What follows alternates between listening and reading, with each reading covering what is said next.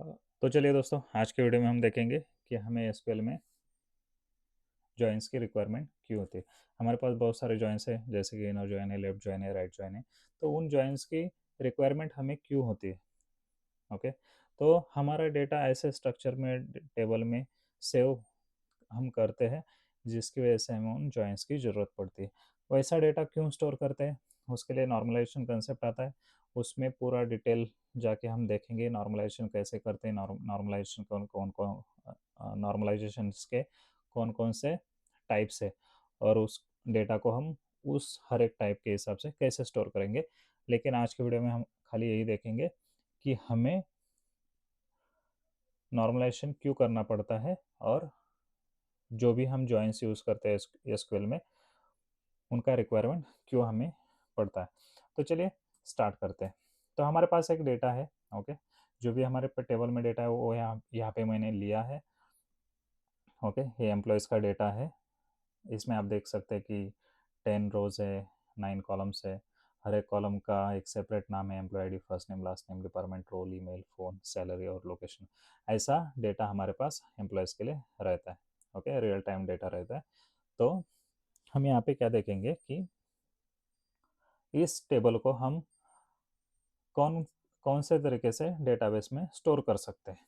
Okay. जिससे memory management वगैरह सब कुछ हो सके, रिडंडेंसी वगैरह रिमूव हो सके। तो चलिए देखते हैं।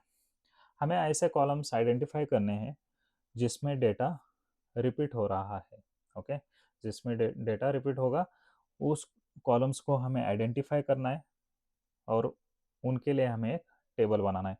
तो चलिए स्टार्ट करते हैं। तो एम्प्लॉय आईडी कॉमन, हर एक के लिए अलग रहेगा। फर्स्ट नेम, हर एक का फर्स्ट नेम अलग रह सकता है, लास्ट नेम अलग रह सकता है। यहाँ पर डिपार्टमेंट एक कॉलम है।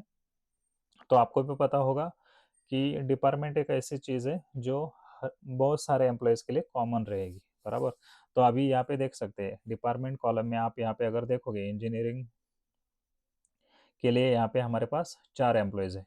तो इंजीनियरिंग ये जो वैल्यू है ये रिपीट हो रही है। वैसे ही सेल्स भी अगर देखें, सेल्स भी यहाँ पर 3 बार आ चुका है। एचआर भी यहाँ पे 2 बार आ चुका है। ओके, डिज़ाइन 1 बार आ गया है। तो हमें क्या करना है, जो भी डेटा रिपीट हो रहा है कॉलम के लिए, उसके लिए हमें क्या करना है, एक सेपरेट टेबल क्रिएट करना है। तो चलिए हम एक डिपार्टमेंट के लिए एक टेबल बनाते हैं, डिपार्टमेंट टेबल। तो चलिए उसके लिए कॉलम बनाते हैं। कॉलम्स में क्या क्या रहेगा, डिपार्टमेंट आईडी, ओके, और डिपार्टमेंट नेम। हमारे टेबल में हमेशा आपको याद रखना है कि हर एक रो के लिए हमारे पास एक प्राइमरी की होना चाहिए, अगर रिक्वायरमेंट है तो उसके लिए हम क्या कर रहे हैं, यहाँ पे एक प्राइमरी की मतलब एक यूनिक की हम यहाँ पे हर एक वैल्यू को देंगे। तो चलिए देखते हैं। डिपार्टमेंट कॉलम को अगर हम देखेंगे तो पहला एंट्री इंजीनियरिंग, तो उसको हम कॉपी करेंगे और डिपार्टमेंट नेम के नीचे डाल देंगे। वैसे भी आगे आगे का कौन सा है, सेल्स है, तो मैंने वो भी डाल दिया। उसके बाद सेल्स डबल आ गया, तो मैं डबल एंट्री नहीं डालूंगा, खाली एक ही बार ले लूँगा। उसके बाद एचआर है, उसको भी डाल देते हैं। सेल्स फिर से आ गया, उसको एक ही बार लेंगे। इंजीनियरिंग फिर से आ गया, फिर एक ही बार लेंगे। एचआर फिर से आ गया, एक ही बार लेंगे। यहाँ पे डिज़ाइन आपको दिख रहा होगा, तो डिज़ाइन पहली बार आया, तो इसलिए मैं यहाँ पे डिज़ाइन का एंट्री एक लेता हूँ। और एक हर एक वैल्यू के लिए एक मैं यूनिक वैल्यू यहाँ पे आईडी में दे देता हूँ। ओके। तो हमने डिपार्टमेंट के लिए टेबल तो बना लिया। ओके। तो अभी हमें क्या करना है, हमें खाली यहाँ पे जो हर एक डिपार्टमेंट का आईडी है, उसको उस कॉलम के वैल्यूज़ में इंसर्ट करना है, उसके आगे हमें इंसर्ट करना है। तो इंजीनियरिंग जहाँ जहाँ पे भी होगा वहाँ पे हमें 1 1 डालना है, क्योंकि इंजीनियरिंग का आईडी क्या रहेगा, 1। ओके। तो जहाँ पे भी इंजीनियरिंग का एंट्री दिखेगा वहाँ पे हम उसका आईडी डाल देंगे। सेल्स के लिए भी वैसे करेंगे, सेल्स का आईडी है 2, तो हमने जहाँ जहाँ पे भी सेल्स है वहाँ पे 2 डाल देंगे। एचआर का एंट्री 3 है, एचआर का आईडी 3 है, तो हम एचआर के लिए 3 डाल देंगे। और एक बचा है डिज़ाइन, उसका आईडी 4 है, तो इस यहाँ पे हम 4 डाल देंगे। ओके। अभी डिपार्टमेंट कॉलम का हमने एक टेबल बना दिया है।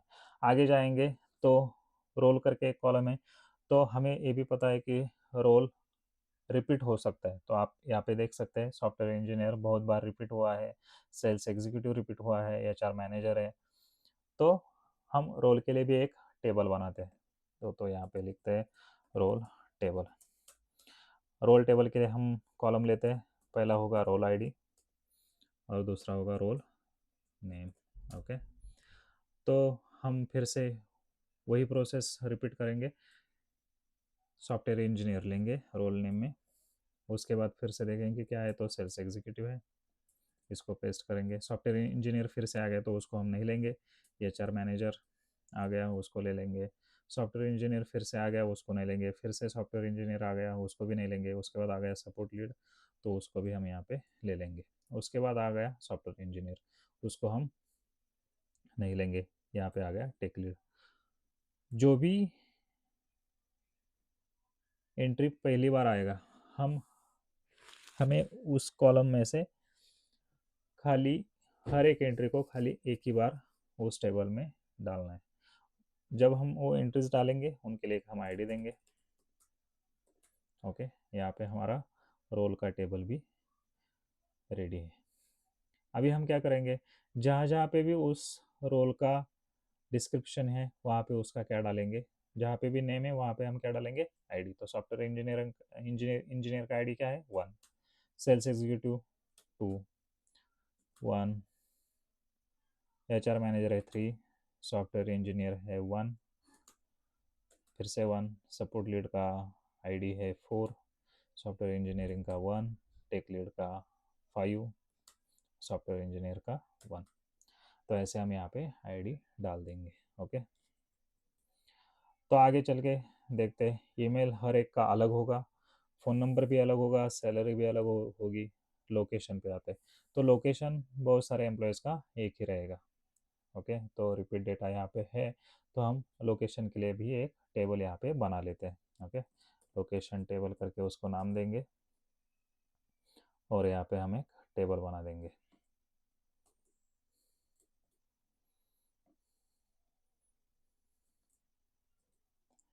तो टेबल का पहला कॉलम क्या रहेगा, हमेशा लोकेशन अंडरस्कोर आईडी, जो कि यूनिक वैल्यू हम उसको प्रोवाइड करेंगे। उसके बाद लोकेशन का नेम यहाँ पे हम ले लेंगे। तो चलिए स्टार्ट करते हैं। अभी लोकेशन, पहला लोकेशन है मुंबई, तो उसको कॉपी करके यहाँ पे डाल देते हैं। उसके बाद है कोलकाता,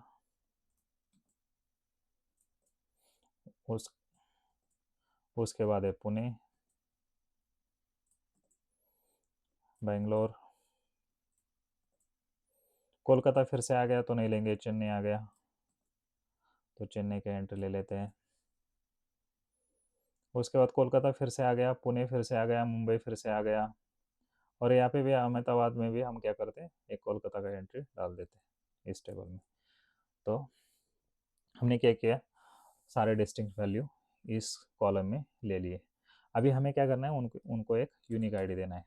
ओके, हमने उनको एक यूनिक आईडी दे दिया।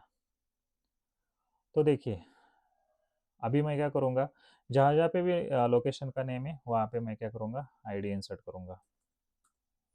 पुणे का आईडी 3 है, बेंगलोर का आईडी 4 है, कोलकाता का 2 है, चेन्नई का 5 है, उस सॉरी 5 है, कोलकाता का फिर से 2, पुणे 3, मुंबई 1, कोलकाता 2। तो इस तरीके से हम एसक्यूएल में डेटा स्टोर करते हैं। ओके, जो भी वैल्यूज़ रिपीट आएंगी उनको दूसरे टेबल में लेते हैं, उनको एक आईडी असाइन करते हैं और उस आईडी को यहाँ पे मेंशन करते हैं। ओके, अब जाके जब हम आगे जाके क्वेरीज देखेंगे एसक्यूएल की, अगर मेरा, हमने पिछले वीडियो में जो क्वेरीज देखी थी उसमें बहुत सारी क्वेरीज ऐसी थी कि fetch first name and last name whose department is engineering. Okay, तो अभी यहाँ पे अगर मेन टेबल में अगर देखोगे, डिपार्टमेंट में तो आईडी है। ओके, डिपार्टमेंट में तो आईडी है, तो हम नेम कैसे फाइंड आउट करेंगे, डिपार्टमेंट का नेम तो लगेगा हमें। तो डिपार्टमेंट का नेम लाने के लिए हम क्या करेंगे, डिपार्टमेंट टेबल में उस आईडी के अगेंस्ट वैल्यू क्या है उसको देखेंगे। ओके, डिपार्टमेंट कॉलम में पहला वैल्यू क्या है, 1। तो डिपार्टमेंट का इस डिपार्टमेंट टेबल में जाके उसके 1 के आगे का जो वैल्यू है उसको हम देखेंगे और वो हम उस क्वेरी की हेल्प से उसको फेच कर लेंगे। ओके, तो 2 के लिए वैल्यू फिर से, अगर 2 का वैल्यू देखना है तो 2 का वैल्यू सेल्स है तो हम डिपार्टमेंट टेबल में जाके देखेंगे और उसका वैल्यू रिट्रीव करेंगे। तो हमें डिपार्टमेंट का नाम लेने के लिए हमें क्या करना पड़ेगा, ये पहला टेबल और ये डिपार्टमेंट का दूसरा टेबल, इन दो टेबल को कंबाइन करके हमें उनका वैल्यू लेना पड़ेगा। तो वो कैसे लेते हैं, हम ज्वाइन की मदद से ले लेते हैं। तो इस कॉलम का वैल्यू और इस डिपार्टमेंट आईडी का वैल्यू, ओके, उनको देख के उनका उनका जो कॉमन वैल्यू रहेगा, यहाँ पे 1, यहाँ पे 1, तो हम यहाँ पे वैल्यू कौन सा देंगे, इंजीनियरिंग। तो ये फाइंड आउट करने के लिए हमें जॉइंस की रिक्वायरमेंट रहती है। अगर हमें रोल फाइंड आउट करना है तो रोल में यहाँ पे 1 है तो रोल टेबल में जाके हम क्या देखेंगे, 1 के अगेंस्ट वैल्यू है सॉफ्टवेयर इंजीनियर। ओके, तो अगर वो सॉफ्टवेयर इंजीनियर हमें फेच करना है तो इन दो टेबल का, मेन टेबल और रोल टेबल का हमें क्या करना पड़ता है, ज्वाइन करना पड़ता है। ओके, और रोल आईडी, यहाँ का रोल कॉलम और यहाँ का रोल आईडी कॉलम, उनको चेक करके, उनका सिमिलरिटी चेक करके उनका रोल नेम हमें फाइंड आउट करना पड़ता है। उसके लिए हमें जॉइंस की ज़रूरत पड़ती है। अभी लोकेशन का भी देखो ऐसा ही है, लोकेशन के कॉलम में आईडी है, अगर उनका वैल्यू हमें लेकर आना है तो हमें यहाँ से उनका वैल्यू फाइंड आउट करना पड़ता है। लोकेशन का आईडी यहाँ पे और यहाँ पे हमें मैच करना पड़ता है और उसका वैल्यू हमें फेच करना पड़ता है। ओके, तो इसके लिए हमें जॉइंस की ज़रूरत पड़ती है। अभी हम ये समझ के लेते हैं कि इन हमने ये 4 टेबल क्यों बनाए। ओके, इसका रिक्वायरमेंट एक मैं सिंपल तरीके से बता देता हूँ, आगे वाले वीडियो में हम उसको डिटेल में जानेंगे। तो देखिए, डिपार्टमेंट में अगर इंजीनियरिंग में कितनी बार ये 1 कितनी बार है, देखो 1, यहाँ पे 2, 3 और 4, 4 बार, 4 टाइम्स है। अगर मैं इंजीनियरिंग 4 टाइम्स लिखता बैठूंगा, ओके, 4 बार मैंने इंजीनियरिंग का वैल्यू इंसर्ट किया डिपार्टमेंट टेबल में, तो उससे क्या होगा, मेरा मेमोरी कंजम्पशन ज़्यादा होगा। ये इंजीनियरिंग वर्ड मुझे 4 बार लिखने से मेरा मेमोरी कंजम्पशन एक तो बढ़ जाएगा, मुझे लिखना उतनी बार पड़ेगा। दूसरी एक चीज़ है, अगर मान लो मुझे इस डिपार्टमेंट का आगे जाके नाम चेंज करना है तो मेरी मेन टेबल में मुझे 4 जगह पर चेंज करना पड़ेगा उस कॉलम उस डिपार्टमेंट का नाम, जहाँ जहाँ पे मेरा 1 एंट्री है, देखो यहाँ पे, यहाँ पे, यहाँ पे और यहाँ पे मुझे 4 बार उसका वैल्यू मेन टेबल में अपडेट करना पड़ेगा अगर मुझे इंजीनियरिंग डिपार्टमेंट का नाम चेंज करना है। ओके, तो ये प्रॉब्लम आ सकता है। तो उस केस में हम क्या कर सकते हैं, सिंपली इस टेबल में जाके क्या कर सकते हैं, उसका नाम चेंज करते हैं, जो भी नाम देना है हमें वो हम नाम यहाँ पे अगर देंगे, ओके, तो उसके आईडी के हिसाब से जब हम डेटा को फेच करेंगे तब हमें उसका नया नाम मिल जाएगा। ओके, तो इस बहुत सारी सिंपल कंसेप्ट्स है जिनके लिए हमें नॉर्मलाइजेशन करना पड़ता है। नॉर्मलाइजेशन करने के बाद हमें जॉइंस की रिक्वायरमेंट होती है और जब उस डेटा को अगर फेच करना है, ओके, तो हमें उस टाइप की क्वेरीज भी लिखनी पड़ती है। तो हम यही डेटा आगे वाले वीडियो में लेंगे, इसी डेटा के ऊपर हम क्वेश्चंस बनाएंगे और उस क्वेश्चन का हम उसी क्वेश्चंस के हम आंसर्स फाइंड आउट करेंगे। ओके, तो आगे आगे वाले वीडियो में हम इसी डेटा के ऊपर हम ज्वाइन सीखने वाले। तो आज के वीडियो में बस इतना ही। Thank you.